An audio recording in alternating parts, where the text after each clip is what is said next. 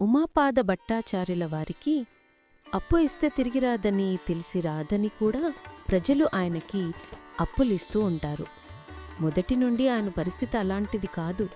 సిరి సంపదలతో ఆయన వక్రించిన కాలప్రవాహంలో పడి ఆర్థికంగా దిగజారిపోయారు. కాని ఆయన చిత్తవృత్తిని మాత్రం పూర్తిగా దుర్గమ్మ వైపు లగ్నం కొనసాగాయి. స్వగృహంలోనే ఆయన దుర్గామాత విగ్రహాన్ని ప్రతిష్ఠించుకున్నాడు. ఆత్మలో పూజ చిత్తానతోనే ఆయన సమయం అధికంగా గడిచిపోయేది. ఆయన భార్య అన్నపూర్ణ సహజద్మాచారినిగా పేరు తెచ్చుకొన్నది. 5 ఏళ్లు వయసుగల శివరామకుమారుడు భజన చేస్తూ నాట్యమాడుతూ ఉంటే తల్లిదండ్రులు ఆనందపడేవారు.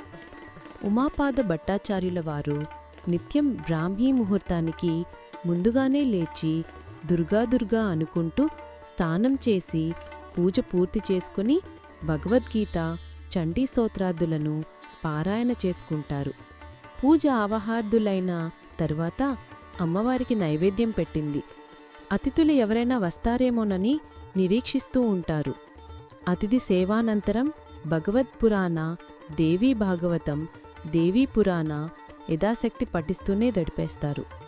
సాయం సంధ్యానంతరం శ్రీదేవికి హారటిచ్చి దీపప్రకాశంలో కూర్చుని చాలాసేపు జపం చేసుకుంటూ అమ్మలీలలను గుర్తుకు తెచ్చుకుంటూ సాయంకాలం అతిథి సేవానంతరం కొంచెం ప్రసాదాన్ని స్వీకరించి అర్ధరాత్రి జాగ్ర నిశ్శబ్దంగా ఉన్న వేళ ఆయన తన హృదయ కమలాలలో జననీ ఆగమనానికై నిరీక్షిస్తూ ఉంటారు. ఈ విధంగా ఆయన కాలం గడుస్తుంటుంది. దరిద్రం కారణంగా అప్పులు బాగా పెరిగిపోవడంతో ఇక అప్పులు చేయను, ఎవరిని యాచించను కూడా. అమ్మ అన్నం పెడితే తింటాను, లేకుంటే పస్తులు ఉంటాను. అప్పులు చేసి ఇతరులను ఎందుకు బాధపెట్టాలి?